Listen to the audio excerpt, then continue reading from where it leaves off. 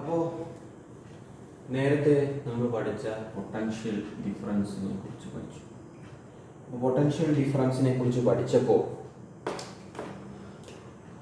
Potential difference എന്ന് പറഞ്ഞു കഴിഞ്ഞാൽ രണ്ട് പോയിന്റിനിടയ്ക്കുള്ള പൊട്ടൻഷ്യലുകളുടെ ഡിഫറൻസിനെയാണ് പൊട്ടൻഷ്യൽ ഡിഫറൻസ് എന്ന് പറയുന്നത്. എന്താണ് ഒരു പൊട്ടൻഷ്യൽ എന്ന് പറഞ്ഞു കഴിഞ്ഞാൽ ഈ ഒരു പോയിന്റിൽ നിന്നുള്ള ഒരു ചാർജിനെ ഇൻഫിനിറ്റിയിലേക്ക് കൊണ്ടുവരികയോ, ഇൻഫിനിറ്റി എന്ന് പറഞ്ഞാൽ നമുക്ക് അളക്കാൻ കഴിയാത്ത ഒരു ക്വാണ്ടിറ്റിയാണ് ഇൻഫിനിറ്റി എന്ന് പറയുന്നത്. ഇൻഫിനിറ്റി പൊസിഷൻ നമുക്ക് എപ്പോഴും തിയറി പറയുമ്പോൾ അങ്ങനെ പറയാൻ സാധിക്കും. ഈ ഒരു പോയിന്റിൽ നിന്ന് എവിടെയോ കൊണ്ടുപോവുക എന്ന് പറയാൻ സാധിക്കില്ല. ഇൻഫിനിറ്റി പൊസിഷനിലേക്ക് കൊണ്ടുപോകുന്നതിനുള്ള വർക്ക് ഡൺ എന്താണ്? ജോലി ചെയ്യുന്ന. അപ്പോൾ ഈ ചാർജിനെ ഇവിടം വരെ കൊണ്ടെത്തിക്കാനുള്ള ജോലി അല്ലെങ്കിൽ വർക്ക് ഡൺ ആണ് പൊട്ടൻഷ്യൽ എന്ന് പറയുന്നത്. ഞാൻ നേരത്തെ പറഞ്ഞതുപോലെ ന്യൂക്ലിയസിൽ ബൗണ്ടഡ് ആയിട്ടുള്ള ഒരു ആറ്റം,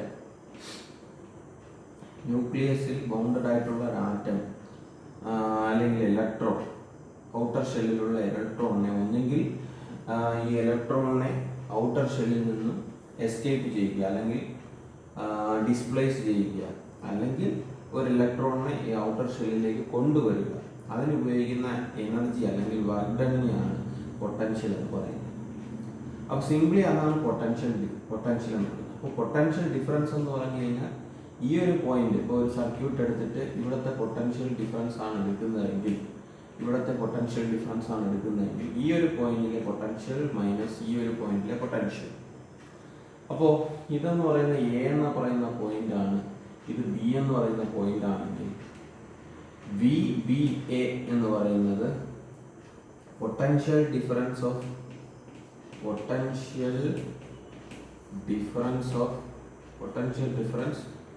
അല്ലെങ്കിൽ potential of B with respect to A. അതായത് ഈ potential difference V B A നമ്മൾ റെപ്രസെന്റ് ചെയ്യുന്നത്, വി ബി എ എന്ന് പറഞ്ഞു കഴിഞ്ഞാൽ potential of B with respect to A. With respect എന്ന് പറഞ്ഞു കഴിഞ്ഞാൽ ഈ ബിയിലെ പൊട്ടൻഷ്യൽ എയിൽ എങ്ങനെയാണ്, എയിൽ ഉണ്ടാകുന്ന പൊട്ടൻഷ്യൽ കാരണം എന്താണ് ബിയിൽ ഉണ്ടാകുന്ന potential with respect to A. അപ്പോൾ പൊട്ടൻഷ്യൽ ഡിഫറൻസ് എപ്പോഴും രണ്ട് പോയിന്റ് അനുസരിച്ച് മാത്രമേ പൊട്ടൻഷ്യൽ ഡിഫറൻസ് നമുക്ക് കാൽക്കുലേറ്റ് ചെയ്യാൻ പറ്റത്തുള്ളൂ. അതുകൊണ്ടാണ് വി ബി എ അല്ലെങ്കിൽ വി എ ബി എന്ന് പറയാം. വി എ ബി എന്ന് പറഞ്ഞാൽ പൊട്ടൻഷ്യൽ ഓഫ്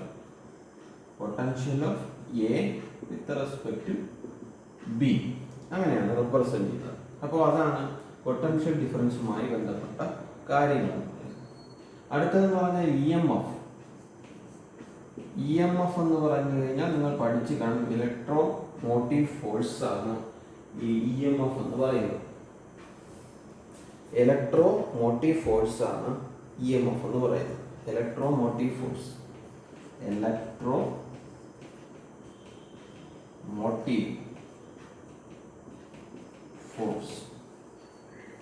ഈ വേർഡ്സിൽ നിന്ന് നമുക്ക് മനസ്സിലാവും. മോട്ടീവ് എന്ന് പറഞ്ഞാൽ നമ്മൾ മോട്ടിവേഷൻ, അല്ലെങ്കിൽ എന്താ പറയുക, നമ്മൾ തള്ളി അല്ലെങ്കിൽ ഫോഴ്സ് പ്രകാരം നമ്മൾ പ്രഷർ കൊടുക്കുന്ന എങ്ങനെയാണ് മോട്ടീവ് അല്ലെങ്കിൽ ഫോഴ്സ് എന്ന് പറയുന്നത്. അപ്പം നമ്മൾ ഒരു ക്ലോസ്ഡ് സർക്യൂട്ടിനകത്തിരിക്കുന്ന ഒരു ഇലക്ട്രോൺ അല്ലെങ്കിൽ ചാർജ്ഡ് ബോഡിയെ വെച്ചിട്ട് നമ്മൾ ചാർജ്ഡ് ബോഡി പോകുമ്പോഴാണ് കറണ്ട് ഫ്ലോ ചെയ്യുന്നത്.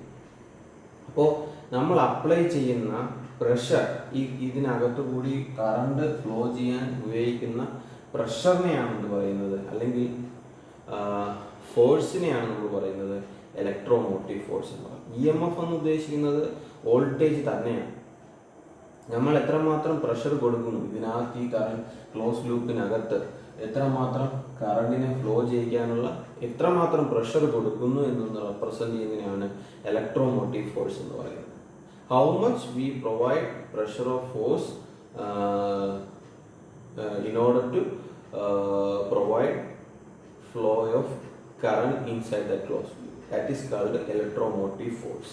അങ്ങനെയാണ് പറയുന്നത്. Electromotive force is the pressure or voltage അല്ലെങ്കിൽ force which cause an electric current flow in a closed circuit എന്ന് പറഞ്ഞാലും നമുക്ക് ഇലക്ട്രോ മോട്ടീവ് ഫോഴ്സിനെ നമുക്ക് റെപ്രസെന്റ് ചെയ്യാം അല്ലെങ്കിൽ അതിനെ എക്സ്പ്ലെയിൻ ചെയ്യും. അപ്പോൾ അതാണ് ഇലക്ട്രോ മോട്ടീവ് ഫോഴ്സ് എന്ന് പറയുന്നത്. അതായത് ഒരു ക്ലോസ്ഡ് സർക്യൂട്ടിനകത്ത് ഒരു കറണ്ട് ഫ്ലോ ഉണ്ടാക്കാൻ ഉപയോഗിക്കുന്ന പ്രഷറിനെയാണ് എന്ന് പറയുന്നത് ഇലക്ട്രോ മോട്ടീവ് ഫോഴ്സ് എന്ന് പറയുന്നത്. ഓക്കെ, ഇനി അടുത്തതെന്ന് പറഞ്ഞാൽ രണ്ട് ഇമ്പോർട്ടൻ്റ് ആയിട്ടുള്ള ടോപ്പിക്കുകളാണ്. ഇതൊക്കെ സിംപിളി നിങ്ങൾക്ക് അറിയാവുന്ന കാര്യങ്ങൾ തന്നെയാണ്. അതിൽ ഏറ്റവും പ്രധാനപ്പെട്ട രണ്ടെന്ന് പറയുന്നത് ഒന്ന് പവർ, രണ്ടാമത്തത് എനർജി. നമ്മളിപ്പോൾ പഠിച്ചുകൊണ്ടിരിക്കുന്നത് ഒരു DC സർക്യൂട്ടുമായി ബന്ധപ്പെട്ട കാര്യങ്ങളാണ്. അപ്പോൾ DC സർക്യൂട്ടുമായി ബന്ധപ്പെട്ട കാര്യങ്ങളാവുമ്പോൾ അതിൻ്റെ റെപ്രസെൻറ്റേഷൻസും അതിൻ്റെ ഇക്വേഷൻസും DC-യുമായി ബന്ധപ്പെട്ടതാണ്. അപ്പോൾ DC പവറും DC എനർജിയുമാണ് ഞാൻ സ്ട്രെസ് ചെയ്ത് പഠിപ്പിക്കാൻ പോകുന്നത്. അപ്പം പവറും എനർജിയും തമ്മിലുള്ള ഡിഫറൻസ് എന്താണ്? അപ്പോൾ പവറും എനർജിയും തമ്മിലുള്ള ഡെഫിനിഷൻ എന്ന് പറയുന്നത്, ഡിഫറൻസ് എന്ന് പറയുന്നത് അതിൻ്റെ ഡെഫിനിഷനിൽ തന്നെയുണ്ട്. പവർ ഒരിക്കലും, പവർ എന്ന് പറയുന്നത് പവർ ഓഫ് എ മെഷീൻ എന്ന് മാത്രമേ നമുക്ക് റെപ്രസെന്റ് ചെയ്യാൻ പറ്റൂ. Power of a machine, power of a machine. ഇനി എനർജി എന്ന് പറയുമ്പോൾ എനർജി ഓഫ് എ ബോഡി. ഏത് ബോഡിക്കും എനർജി ഉണ്ട്. Energy of a body, energy of a body അല്ലെങ്കിൽ പവർ ഓഫ് എ മെഷീൻ, അങ്ങനെ നമുക്ക് റെപ്രസെന്റ് ചെയ്യാൻ പറ്റും. ഒരു മെഷീന്റെ പവർ എന്ന് പറയുന്നത് is the rate of doing വർക്കാണ് എന്ത് പവർ എന്ന് പറയുന്നത്. അപ്പോൾ നമ്മൾ മനസ്സിലാക്കേണ്ടതെന്ന് പറഞ്ഞു കഴിഞ്ഞാൽ പവർ ഓഫ് എ മെഷീൻ, അതായത് ഒരു മെഷീൻ്റെ പവർ എന്ന് പറഞ്ഞു കഴിഞ്ഞാൽ rate of doing work.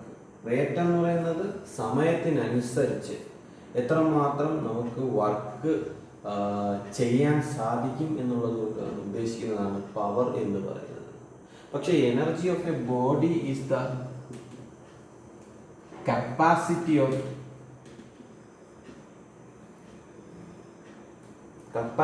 Four doing work. അങ്ങനെ നമുക്ക് റെപ്രസെന്റ് ചെയ്യാൻ പറ്റും. അപ്പോൾ power of a machine is the rate of doing work. എത്രമാത്രം വർക്ക് ഒരു മെഷീൻ ടൈമിനനുസരിച്ച്, റേറ്റ് എന്ന് പറയുമ്പോൾ ടൈമിനനുസരിച്ച് എത്ര കണക്കിൽ നമ്മൾ വർക്ക് ചെയ്യാൻ സാധിക്കും എന്നുള്ളതെന്നാണ് പവർ ഓഫ് എ മെഷീൻ എന്ന് പറയുന്നത്. എനർജി ഓഫ് എ ബോഡി എന്ന് പറയുന്നത് ഇറ്റ് ഈസ് ദ കപ്പാസിറ്റി, അതിൻ്റെ ഉള്ളിൽ തന്നെയുള്ള ജോലി ചെയ്യാനുള്ള അതിൻ്റെ കഴിവിനെയാണ്, കപ്പാസിറ്റി ഓഫ് ഡൂയിങ് വർക്കാണ് എനർജി എന്ന് പറയുന്നത്. ഈ പവർ റെപ്രസെന്റ് ചെയ്യുന്നത് പറഞ്ഞാൽ P is equal to V into I, voltage അല്ലെങ്കിൽ പൊട്ടൻഷ്യൽ ഡിഫറൻസ് ഇൻറ്റു കറണ്ട് എന്ന് പറയുന്നതാണ്. വോൾട്ടേജ് എന്ന് പറയുന്നത് നമ്മൾ പ്രഷർ ആണെന്ന് നമ്മൾ പഠിച്ചു കഴിഞ്ഞു. എന്താണ് ഒരു സർക്യൂട്ടിലെ കറണ്ടിനെ ഫ്ലോ ചെയ്യിക്കാൻ ഉപയോഗിക്കുന്ന പ്രഷറിനെയാണ് വോൾട്ടേജ് എന്ന് പറയുന്നത്. അപ്പോൾ സിംപ്ലി നമുക്ക് പവർ എന്ന് പറയുന്നത് വോൾട്ടേജ് ഇൻറ്റു കറണ്ട് എന്ന് റെപ്രസെന്റ് ചെയ്യാം. ഇവിടെയാണെങ്കിൽ നമുക്ക് എനർജി എന്ന് പറയുന്നത് പവർ ഇൻറ്റു ടൈമാണ്. അല്ലെങ്കിൽ അതായത് എത്രമാത്രം പവർ എത്രമാത്രം ടൈമിനനുസരിച്ച് നമുക്ക് കപ്പാസിറ്റി അനുസരിച്ച് പ്രൊവൈഡ് ചെയ്യാം, അതാണ് എനർജി കൊണ്ട് റെപ്രസെന്റ് ചെയ്യുന്നത്. അപ്പോൾ പവർ എന്ന് പറയുന്നത് വോൾട്ടേജിൻ്റെ കറണ്ട് എന്നും അറിയാം. പവറിന് വേറെ എക്സ്പ്രഷൻ ഉണ്ട്, I²R. I എന്ന് പറയുന്ന കറണ്ട്, R എന്ന് പറയുന്നത് റെസിസ്റ്റൻസ്. ഓക്കെ, എനർജി എന്ന് പറയുന്നതിന് പവർ ഇൻറ്റു ടൈം, ഇതിൻ്റെ റെപ്രസെന്റ് ചെയ്യുന്നത് കിലോ വാട്ട് അവറിലാണ്. പവറിൻ്റെ യൂണിറ്റ് വാട്ടെന്ന് നമുക്കറിയാം. പക്ഷേ നമ്മൾ ഡെയിലി യൂസ് ചെയ്യുന്ന വീട്ടിലെ എല്ലാ പവർ കൺസപ്ഷനും നമ്മൾ റെപ്രസെന്റ് ചെയ്യുന്നത് കിലോ വാട്ടിലാണ്. വാട്ട് എന്ന് പറയുന്നത് പവറിൻ്റെ യൂണിറ്റാണ്, വാട്ട് അല്ലേ? വാട്ട് എന്ന് പറയുന്നത് പവറിൻ്റെ യൂണിറ്റാണ്. ഇനി എനർജിക്ക് യൂണിറ്റ് എന്ന് പറയുന്നത് ഒന്നുകിൽ ജൂൾ എഴുതാം, ജൂൾ സെക്കൻഡ്സ്, ടൈമിൻ്റെ എന്ന് പറയുന്നത് സെക്കൻഡ്സ് ആണ്. ജൂൾ എന്ന് പറയുന്ന പവറിന് നമുക്ക് ജൂൾ എന്ന് പറയുന്ന യൂണിറ്റ് കൊടുക്കാം. ഇവിടെ വാട്ടിന് പകരം നമുക്ക് ജൂൾ എന്ന് പറയുന്ന യൂണിറ്റ് കൊടുക്കാം. നമ്മൾ SI യൂണിറ്റിൽ പറയുന്നു പവറിന്റെ യൂണിറ്റ് എന്ന് പറയുന്നത് ജൂൾ അല്ലെങ്കിൽ വാട്ടാണ്.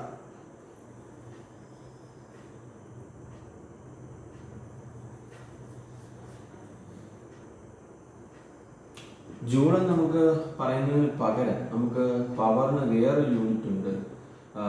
എന്താണ് പവറിന്റെ യൂണിറ്റ് എന്ന് പറഞ്ഞു കഴിഞ്ഞാൽ അത് HP റെപ്രസെന്റ് ചെയ്യാം. HP എന്ന് പറയുന്നത് തന്നെ നമുക്ക് രണ്ട് തരത്തിലുള്ള HP ഉണ്ട്. ഒന്ന് മെട്രിക് എന്ന് പറയുന്ന HP ഉണ്ട്. അടുത്തതെന്ന് പറഞ്ഞത് ബ്രിട്ടീഷ് റെപ്രസെൻറ്റേഷനിലുള്ള HP ഉണ്ട്. HP എന്ന് പറഞ്ഞു കഴിഞ്ഞാൽ ഹോഴ്സ് പവർ. പണ്ടത്തെ കാലത്ത് റെപ്രസെന്റ് ചെയ്യാൻ വേണ്ടി ഉപയോഗിക്കുന്ന യൂണിറ്റാണ് ഹോഴ്സ് പവർ എന്ന് പറയുന്നത്. നമ്മൾ വണ്ടിയിലൊക്കെ പവർ യൂസ് ചെയ്യുന്നത്, വണ്ടിയുടെ പവറൊക്കെ മെഷർ ചെയ്യുന്നത് അല്ലെങ്കിൽ റെപ്രസെന്റ് ചെയ്യുന്നത് ഹോഴ്സ് പവറിലാണ്. ഹോഴ്സ് പവർ എന്ന് പറഞ്ഞാൽ അന്ന് ബ്രിട്ടീഷുകാർ ഉപയോഗിച്ച് കൊണ്ടിരുന്ന കാറുകളുടെയൊക്കെ യൂണിറ്റാണ് ഹോഴ്സ് പവർ എന്ന് പറയുന്നത്. അന്നത്തെ കാലത്ത് ആരോ ഉണ്ടാക്കിയെടുത്ത ഒരു കൺവെൻഷനൽ ആയിട്ടുള്ള അല്ലെങ്കിൽ നോൺ കൺവെൻഷനൽ ആയിട്ടുള്ള യൂണിറ്റാണ് HP എന്ന് പറയുന്നത്. അപ്പോൾ 735.5 വാട്ട് എന്ന് പറയുന്നതാണ് മെട്രിക്സിൽ റെപ്രസെന്റ് ചെയ്യുന്ന ഒരു HP എന്ന് പറയുന്നത്. ബ്രിട്ടീഷ് യൂണിറ്റ്സിൽ പറയുന്ന 1 HP എന്ന് പറയുന്നത് 746 വാട്ട്. ഇതാണ് ഏറ്റവും ഇമ്പോർട്ടൻറ്റ്. 746 വാട്ട് എന്ന് പറയുന്നതാണ് 1 HP എന്ന് പറയുന്നത്. ഈ മെട്രിക്സ് യൂണിറ്റ് ഒന്നും വലുതായിട്ട് പഠിക്കാനില്ല. 746 വാട്ട് ബ്രിട്ടീഷ് യൂണിറ്റ്സിൽ റെപ്രസെന്റ് ചെയ്യുന്ന 746 വാട്ട് എന്ന് പറയുന്നതാണ് 1 HP. അതായത് വാട്ടിൽ റെപ്രസെന്റ് ചെയ്യുന്നതാണ് പവർ. ഈ പവർ 746 വാട്ട് ആകുമ്പോൾ അത് 1 HP എന്ന് പറയാം. അതൊരു എളുപ്പ വഴിക്കാണ്. അതായത് പവർ ഈ കാറുകളുടെയും ബസ്സുകളുടെയൊക്കെ പവർ റെപ്രസെന്റ് ചെയ്യുന്ന വലിയ പവറിലാണ്. അപ്പോൾ 746 1 HP ആയിട്ട് എടുക്കുമ്പോൾ നമുക്ക് 3 HP-യുടെ പവർ ഒരു വണ്ടി കൊടുക്കുമെന്നും അല്ല, ഒരു ഉദാഹരണത്തിന് അല്ലെങ്കിൽ എക്സാമ്പിൾ പറഞ്ഞാണ് 3 HP കൊടുക്കുമെന്ന് പറഞ്ഞു കഴിഞ്ഞാൽ അതിനെ റെപ്രസെന്റ് ചെയ്യാൻ നമുക്ക് എളുപ്പമായതുകൊണ്ടാണ്. അപ്പോൾ 746 വാട്ട് വരെ നമുക്ക് 1 HP ആയിട്ട് നമുക്ക് റെപ്രസെന്റ് ചെയ്യാം. അപ്പോൾ അങ്ങനെ ഒരു യൂണിറ്റും പവറിനുണ്ട്. ഇനി നമുക്ക് എനർജിയുമായി ബന്ധപ്പെടുത്തി വരുമ്പോൾ കിലോ വാട്ട് അവറിലാണ് റെപ്രസെന്റ് ചെയ്യുന്നത്. കിലോ വാട്ട് അവർ, അതായത് പവർ ഇൻറ്റു ടൈം ആയിരിക്കും എനർജി എന്ന് പറയുന്നത്. അപ്പോൾ ഈ കിലോ വാട്ട് അവർ 1 കിലോ വാട്ട് അവർ എന്ന് പറയുന്നത് നമ്മൾ വീട്ടിലെ 1 യൂണിറ്റ് ചിലവായി എന്ന് പറഞ്ഞു കഴിഞ്ഞാൽ 1 കിലോ വാട്ട് അവർ ആണ് നമുക്ക് ചിലവായത്. 1 യൂണിറ്റ് എന്ന് പറഞ്ഞു കഴിഞ്ഞാൽ 1 കിലോ വാട്ട് അവർ ആണ് പറയുന്നത്. നമ്മൾ വീട്ടിലെ എനർജിയാണ് കാൽക്കുലേറ്റ് ചെയ്യുന്നത്. നിങ്ങൾ വീട്ടിലെ പഴയ വീടുകളിലെ എനർജി മീറ്റർ കണ്ടു കാണും. എനർജി മീറ്ററിൽ ഒരു ഡിസ്ക് ഉണ്ട്. ആ ഡിസ്ക് റൊട്ടേറ്റ് ചെയ്തുകൊണ്ടിരിക്കും. ആ ഡിസ്ക് റൊട്ടേറ്റ് ചെയ്യുമ്പോൾ നമുക്ക് എപ്പോഴും പവർ ആണ് കാൽക്കുലേറ്റ് ചെയ്യേണ്ടതെങ്കിലും എത്ര ടൈമിൽ അല്ലെങ്കിൽ എത്ര സമയത്തേക്ക് ആ പവർ യൂസ് ചെയ്തു എന്നുള്ളതാണ് എടുക്കുന്നത്. അതാണ് ഇത് യൂസ് ചെയ്യുന്നത്. നമ്മൾ എത്ര സമയം എടുക്കുന്നുള്ളതെന്ന് റെപ്രസെന്റ് ചെയ്യാൻ വേണ്ടിയിട്ടാണ് അവർ. എത്ര അവർ ഇത്ര മാത്രം പവർ യൂസ് ചെയ്തു എന്നുള്ളതാണ് എനർജിയെ കൊണ്ട് ഉദ്ദേശിക്കുന്നത്. ഇത്ര മാത്രം എനർജി അത് യൂട്ടിലൈസ് ചെയ്തു. അപ്പോൾ അത് ഡിസ്ക് റൊട്ടേറ്റ് ചെയ്യുന്നതനുസരിച്ചിട്ട് ടൈമും കൂടെ അതിൽ ഇൻബിൽറ്റ് ആയിട്ട് വന്ന് നമുക്കൊരു കാൽക്കുലേഷൻസ് തരുന്നു. അതാണ് ഈ എനർജി എന്നുള്ളത് ഉദ്ദേശിക്കുന്നത്. അപ്പോൾ energy of a body is the capacity of doing work എന്നും power of a machine is the rate of doing work എന്നും നമുക്ക് റെപ്രസെന്റ് ചെയ്യാൻ സാധിക്കും. ഇനി അടുത്തതെന്ന് പറഞ്ഞ വലിയൊരു ടോപ്പിക്കാണ് റെസിസ്റ്റൻസ് എന്ന് പറയുന്ന ടോപ്പിക്.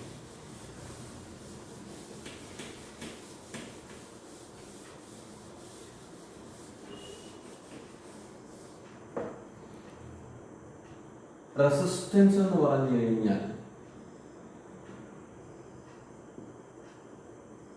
resistance എന്ന് പറഞ്ഞു കഴിഞ്ഞാൽ it is the property of a substance. It is a property എന്ന് പറഞ്ഞു കഴിഞ്ഞാൽ അതിന്റെ കഴിവ്, property of a substance.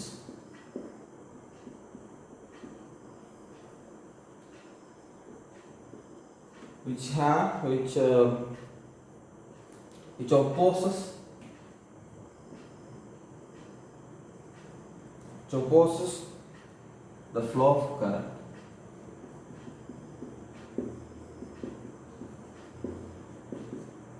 Simply നമ്മൾ പറഞ്ഞു കഴിഞ്ഞാൽ നമ്മൾ ഒരു ഇപ്പോൾ റെസിസ്റ്റൻസ് എന്ന് പറഞ്ഞു കഴിഞ്ഞാൽ ഒഴുകിക്കൊണ്ടിരിക്കുന്ന ഒരു നദിയിൽ കുറുകെ നമ്മളൊരു ഡാം കെട്ടുകയാണെങ്കിൽ ആ ഡാം വെച്ചിട്ട് നമുക്ക് വാട്ടർ ഫ്ലോ നമ്മൾ തടയും. Same principle. നമ്മൾ ഫ്ലോ ചെയ്യുന്ന കറണ്ടിനെ നമ്മൾ എന്താ ഒപ്പോസിറ്റ് ചെയ്യുന്ന അല്ലെങ്കിൽ റെസിസ്റ്റൻസ് അല്ലെങ്കിൽ നമ്മൾ ഫ്രിക്ഷൻസ് പ്രൊവൈഡ് ചെയ്യുന്ന അതിൻ്റെ പ്രോപ്പർട്ടിയാണെന്ന് പറയുന്നത് റെസിസ്റ്റൻസ് എന്ന് പറയുന്നത്. അതൊരു പ്രോപ്പർട്ടിയാണ്. അതിൻ്റെ ആ ഒരു സബ്സ്റ്റൻസിൻ്റെ പ്രോപ്പർട്ടി ആയതുകൊണ്ടാണ് ഈ റെസിസ്റ്റൻസിന് ഇങ്ങനെ ഒരു ഇത് വരുന്നത്. അതായത് റേറ്റ് ഓഫ് ഫ്ലോ അല്ലെങ്കിൽ ഫ്ലോ ഓഫ് കറണ്ടിനെ ഒപ്പോസിറ്റ് ചെയ്യുന്ന പ്രോപ്പർട്ടിയാണ് സബ്സ്റ്റൻസിൻ്റെ പ്രോപ്പർട്ടിയാണ് റെസിസ്റ്റൻസ് എന്ന് പറയുന്നത്. ഈ റെസിസ്റ്റൻസ് എന്ന് പറയുന്നത് എന്തിനെയൊക്കെ ഡിപ്പെൻഡ് ചെയ്യും? ഈ റെസിസ്റ്റൻസ് എന്ന് പറയുന്നത് actually length of the conductor directly proportional. Directly proportional എന്ന് പറഞ്ഞാൽ റെസിസ്റ്റൻസ് കൂടും. എങ്ങനെ? ലെങ്ത് കൂടിയ റെസിസ്റ്റൻസ്. ഇനി ഏരിയ ഓഫ് ക്രോസ് സെക്ഷൻ. ഇപ്പോൾ നമ്മൾ സിലിണ്ടറിക്കൽ ആയിട്ടുള്ള ഒരു വയറാണ് എടുക്കുന്നതെങ്കിൽ, സിലിണ്ടറിക് വയറെല്ലാം സിലിണ്ടറിക്കൽ ആയിരിക്കും. സിലിണ്ടറിക്കൽ എന്ന് പറഞ്ഞു കഴിഞ്ഞാൽ അറിയാമല്ലോ അതിൻ്റെ ഷേപ്പ്. അപ്പോൾ സിലിണ്ടറിക്കൽ ആയിട്ടുള്ള ഒരു വയറിൻ്റെ ലെങ്ത്തിനെ ഡിപ്പെൻഡ് ചെയ്യുന്നത് റെസിസ്റ്റൻസ്. അപ്പോൾ ലെങ്ത് കൂടുന്നതനുസരിച്ച് റെസിസ്റ്റൻസ് കൂടും. ഇനി area of cross section. Area of cross section എന്ന് പറഞ്ഞു കഴിഞ്ഞാൽ ഒരു വയറിനെ കട്ട് ചെയ്ത് അതിന് നമ്മൾ സിലിണ്ടറിക്കലായിട്ട് നമ്മളിപ്പോൾ ഈ കാണിക്കുന്ന മാർക്കറിനെ നമ്മൾ സിംപ്ലി കട്ട് ചെയ്ത് കഴിഞ്ഞാൽ ഈ ഒരു ഭാഗം സർക്കുലർ കാണുന്ന ഭാഗത്തെയാണ് ക്രോസ് സെക്ഷൻ എന്ന് പറയുന്നത്. ഏരിയ ഓഫ് ക്രോസ് സെക്ഷൻ എന്ന് പറയുന്നത്. ഈ area of cross section inversely പ്രൊപ്പോർഷണലാണ്. ഏരിയ ഓഫ് ക്രോസ് സെക്ഷൻ ഇപ്പോൾ ഈ സർക്കുലാരിൽ ഇരിക്കുന്ന ഏരിയ ഓഫ് ക്രോസ് സെക്ഷൻ വലുതാവുകയാണെങ്കിൽ നമുക്ക് റെസിസ്റ്റൻസിന്റെ വാല്യൂ കുറയുകയാണ് ചെയ്യുന്നത്. ഇൻവേഴ്സ്ലി പ്രൊപ്പോർഷണൽ എന്ന് പറഞ്ഞു കഴിഞ്ഞാൽ ഈ ഏരിയ കൂടുകയാണെങ്കിൽ റെസിസ്റ്റൻസ് കുറയും, ഏരിയ കുറയുകയാണെങ്കിൽ റെസിസ്റ്റൻസ് കൂടും. അപ്പോൾ റെസിസ്റ്റൻസ് എപ്പോഴും ലെങ്തിനെയും ഏരിയയെയും ഡിപ്പെൻഡ് ചെയ്യുന്നു. അപ്പോൾ നമ്മൾ ഇങ്ങനെ ഒരു ഇക്വേഷനെ നമ്മൾ പ്രൊപ്പോർഷണാലിറ്റി കോൺസ്റ്റന്റ്, ഇതെന്ന് പറയുന്നത് പ്രൊപ്പോർഷണൽ ആണെന്ന് നമുക്കറിയാം. ഈ പ്രൊപ്പോർഷണാലിറ്റി കോൺസ്റ്റന്റിനെ മാറ്റാൻ വേണ്ടി നമ്മൾ എന്ത് ചെയ്യും? ഈക്വാലിറ്റി പ്രൊവൈഡ് ചെയ്യും. ഈക്വാലിറ്റി പ്രൊവൈഡ് ചെയ്യുമ്പോൾ നമ്മളൊരു കോൺസ്റ്റന്റ് ആഡ് ചെയ്യും. ഓക്കെ, കോൺസ്റ്റന്റ് ആഡ് ചെയ്യും. ആ കോൺസ്റ്റന്റ് ആണ് റെസിസ്റ്റിവിറ്റി എന്ന് പറയുന്നത്. ഓക്കെ, കോൺസ്റ്റന്റിനെയാണ് റെസിസ്റ്റിവിറ്റി എന്ന് പറയുന്നത്. അപ്പോൾ ഞാൻ ഈ റെസിസ്റ്റിവിറ്റി പറയുന്നതിന് മുമ്പ് എന്താണ് റെസിസ്റ്റൻസ് എന്ന് പറഞ്ഞു കഴിഞ്ഞാൽ, റെസിസ്റ്റൻസ് എന്ന് പറഞ്ഞു കഴിഞ്ഞാൽ it is the property of A substance which oppose the flow of current. പക്ഷെ ഞാൻ റെസിസ്റ്റൻസ് എന്താണെന്ന് പറഞ്ഞില്ല. റെസിസ്റ്റൻസിന്റെ എന്താണ് അതിന്റെ കാര്യം എന്ന് പറയുന്നതിനായിട്ട് നമുക്ക് ആക്ച്വലി ഓംസ് ലായിലേക്ക് കടക്കാം. ഓംസ് ലാ എന്ന് പറയുന്നത് ഒരു സയന്റിസ്റ്റ് കണ്ടുപിടിച്ച ഒരു ഇക്വേഷനാണ് ഓംസ് ലാ എന്ന് പറയുന്നത്. അത് ഇക്വേഷൻ ആണെന്ന് പറയാൻ പറ്റത്തില്ല. ഈ ഓംസ് ലാ എപ്പോഴും പറയുന്നതിന് മുമ്പ് കണ്ടീഷൻസ് അപ്ലൈ. ഇതാണ് ഒരു സിസ്റ്റം എന്ന് വിചാരിക്കുക. ആ സിസ്റ്റത്തിൻ്റെ അല്ലെങ്കിൽ കണ്ടീഷൻ എന്ന് പറയുന്നത് ടെമ്പറേച്ചർ എന്ന് പറയുന്നത് ഒരു മെറ്റീരിയലിൻ്റെ അല്ലെങ്കിൽ സബ്സ്റ്റൻസിൻ്റെ ടെമ്പറേച്ചർ കോൺസ്റ്റന്റ് ആക്കി വെച്ചിരിക്കുന്നത് ആ സബ്സ്റ്റൻസ് ഇരിക്കുന്ന ഒരു അത്രയും ഏരിയ അല്ലെങ്കിൽ അത്രയും ക്യൂബിക് വോളിയത്തിനകത്ത് ആ ടെമ്പറേച്ചറിനെ കോൺസ്റ്റന്റ് ആക്കി വെക്കുക. ടെമ്പറേച്ചറിനെ കോൺസ്റ്റന്റ് ആക്കി വെക്കുകയാണെങ്കിൽ നമ്മൾ പറയുന്ന voltage is proportional to current flowing through that circuit എന്നാണ്. അല്ലെങ്കിൽ പൊട്ടൻഷ്യൽ ഡിഫറൻസ്, അതാണല്ലോ വി, രണ്ട് പോയിന്റുകൾ തമ്മിലുള്ള പൊട്ടൻഷ്യൽ ഡിഫറൻസ് എന്ന് പറയുന്നത് V divided by current flowing through the circuit I is a constant എന്നാണ് പറയുന്നത്. ആ കോൺസ്റ്റന്റ് ആണ് റെസിസ്റ്റൻസ്. അപ്പോൾ ഈ ഒരു ഇക്വേഷനിൽ നിന്ന് നോക്കൂ, voltage is proportional to I in constant temperature.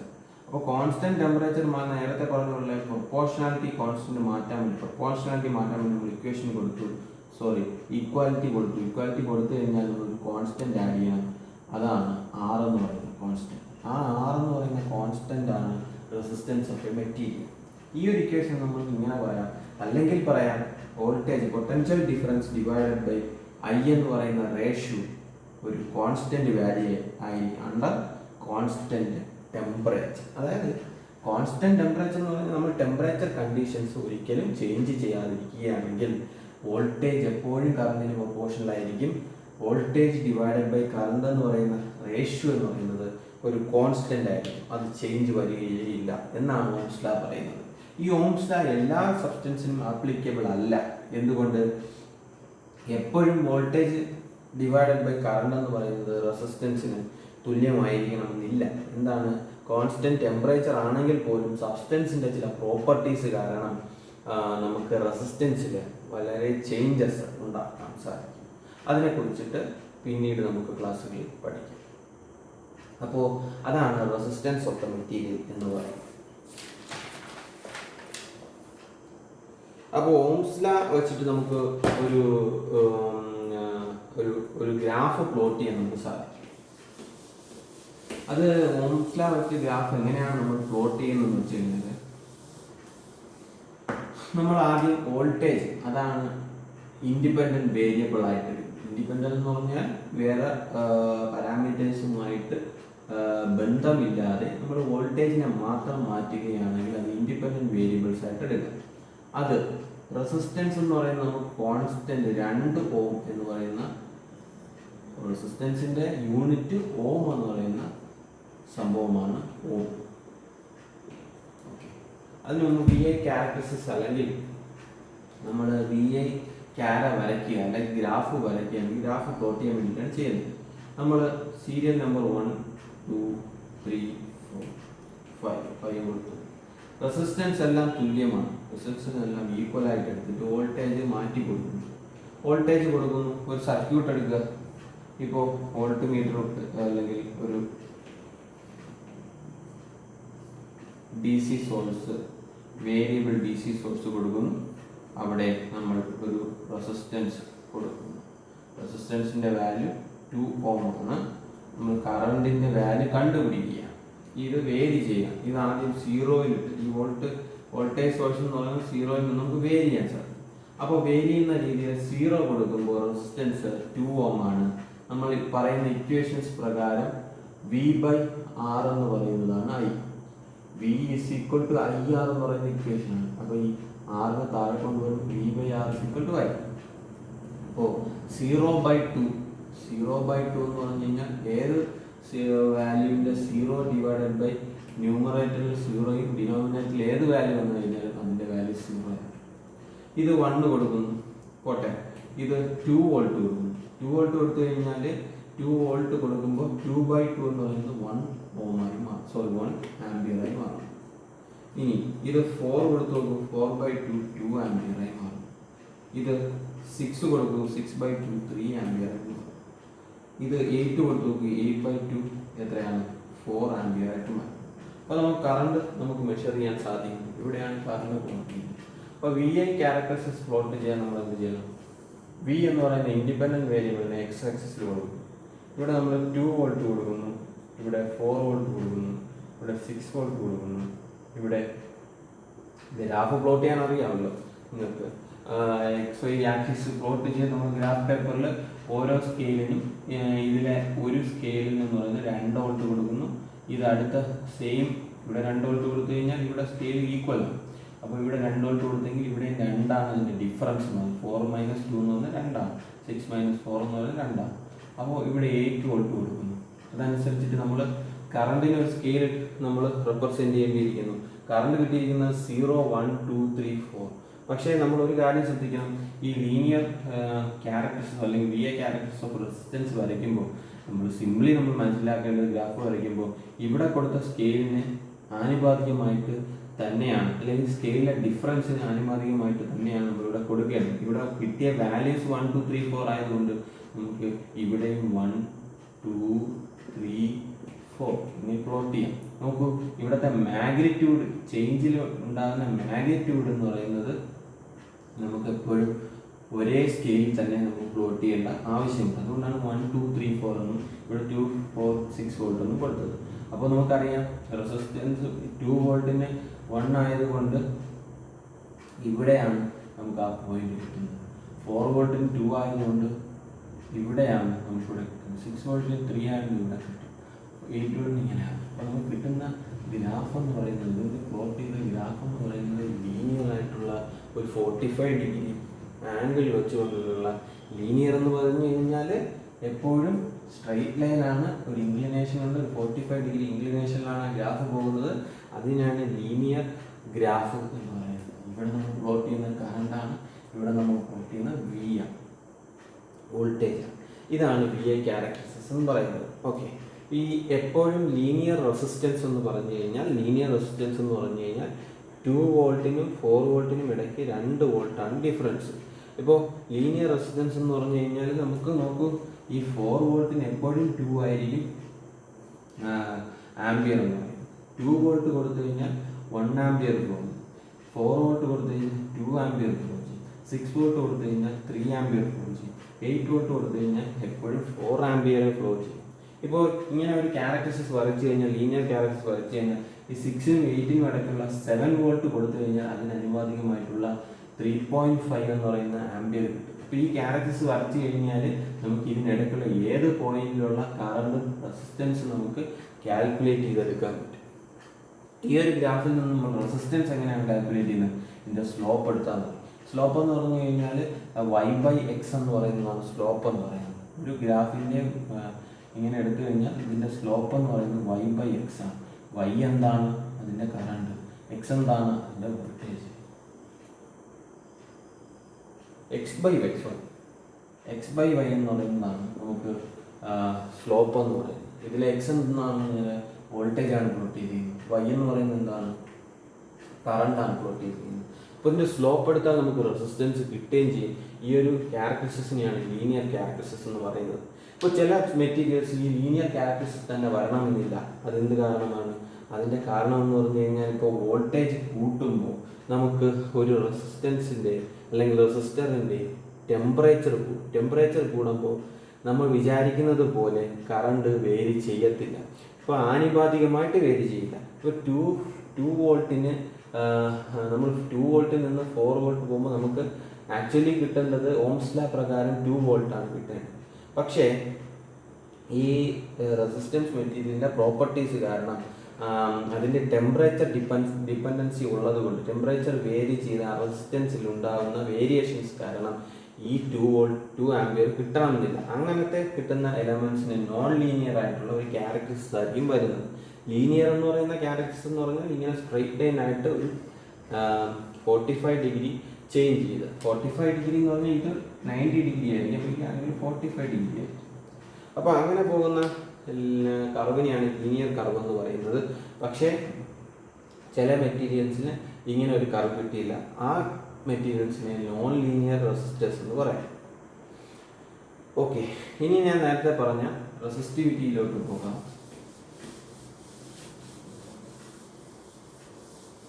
അല്ലെങ്കിൽ ഇന്നത്തെ ക്ലാസ് ഇത്രയും മതി. റെസിസ്റ്റിവിറ്റിയെ കുറിച്ചിട്ട് നമുക്ക് അടുത്ത ക്ലാസ്സിൽ എക്സ്പ്ലെയിൻ ചെയ്യാം.